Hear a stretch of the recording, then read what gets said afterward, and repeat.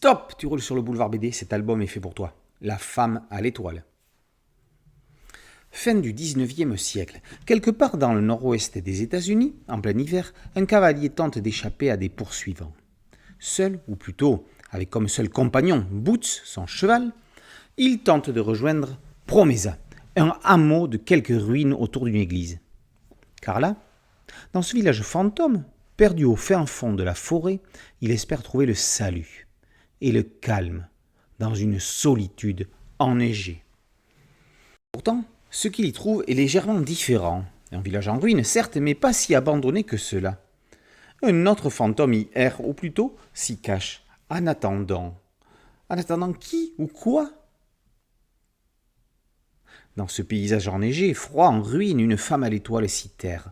Perla. Est-elle réellement shérif? La cohabitation entre eux débute semblablement aux conditions météorologiques du moment, hostile et glacial. Ils ont chacun leur passé à fuir. Zacharie Desmoines, lui, s'installe avec ses cauchemars dans une cabane retapée à la hâte. Ses nuits sont hantées par ses parents, son passé, ses études en médecine abandonnées et sa fuite. Mais pourquoi? Et que dire du vieux Colt de son grand-père, avec une seule cartouche qu'il garde dans ses affaires sans l'utiliser? Bien des mystères et des méandres dans sa tête. Elle, Perla Sledetiviadas, installée dans l'ancien magasin, l'observe de loin. Voit-elle en lui une menace, un simple trappeur perdu ou un chasseur de primes, paumé? Mais les conditions hivernales d'un côté, la solitude de l'autre, l'isolement, fait son œuvre en l'amadouant. Leur relation se réchauffe. Ça pourrait être si simple si un grain de sable ne venait pas subitement les ramener à la dure réalité. Ce dernier s'appelle Marshall Pierce. Obsédé par la Bible, il traque Perla pour meurtre. Elle aurait tué son mari. La partie de chasse commence et rapidement elle dégénère par l'arrivée des poursuivants de Zacharie. Lui est accusé du meurtre de son père. Une chasse au couple dans un environnement sauvage, dans les bourrasques d'une tempête de neige, en mêlant passion, amour, violence, haine et folie. Anthony Pastor nous plante là un western prenant, sans garde-fou, âpre. Les protagonistes principaux tentent d'y fuir leur passé, de sauver leur âme, en retrouvant leur innocence dans un amour impossible et improbable au départ.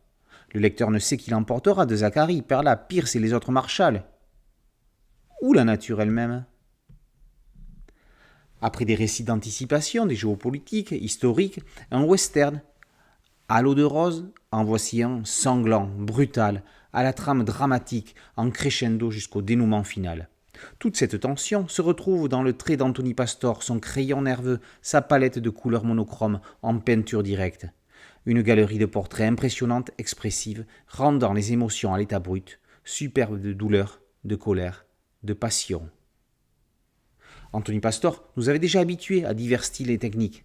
De Las Rosas au Sentier des Rennes, en passant par son No War, en voici une nouvelle à mettre sur sa palette, un véritable succès. Merci à mon ami Thierry Ligaud pour cette chronique La femme à l'étoile par Anthony Pastor et paru aux éditions Casterman. Boulevard BD, c'était un site dédié, un podcast audio et une chaîne YouTube. Merci de liker, de partager et de vous abonner. À très bientôt sur Boulevard BD. Ciao.